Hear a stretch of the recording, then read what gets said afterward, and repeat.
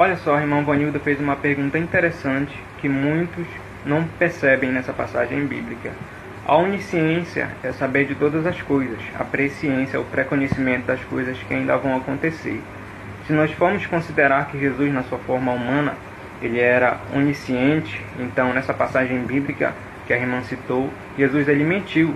E se Jesus mentiu, automaticamente ele pecou. E agora vem outro texto que complica mais. Lá em 1 Pedro capítulo 22, versículo 2, que vai dizer que ele não cometeu pecado algum. E agora? Entramos em uma contradição, né? E a Bíblia não tem contradição. E agora, como explicar isso?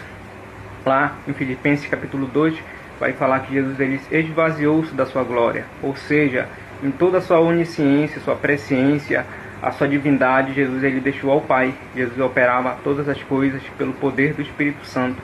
Ok? E isso é capaz. E aí, irmã Vanilda, só continuando aqui, nós temos outra passagem também lá em João, que o Jesus vai rogar ao Pai para que ele glorificasse, para que ele pudesse ser glorificado novamente daquilo que ele havia tido antes da fundação do mundo com o Pai.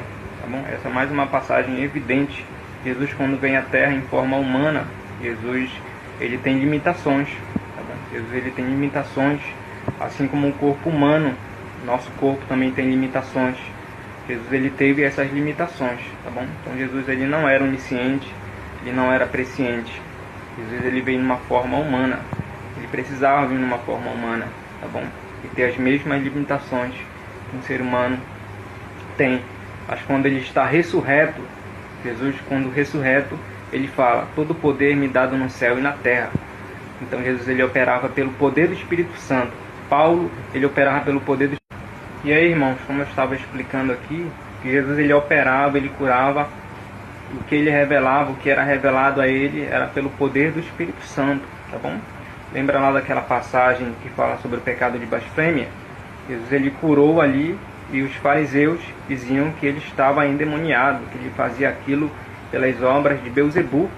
Mas Jesus explicando para os fariseus, ele falou que aquelas obras que ele fazia foi por meio do Espírito Santo, tá bom? Então Jesus ele fazia as obras, Jesus ele curava, tá bom? Era por meio do poder do Espírito Santo. Pelo poder do Espírito Santo, a igreja cresceu, tá bom?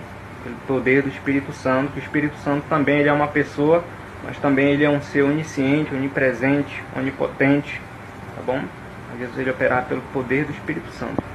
Pelo poder do Espírito Santo também, o Espírito Santo agia no meio de Israel, ok?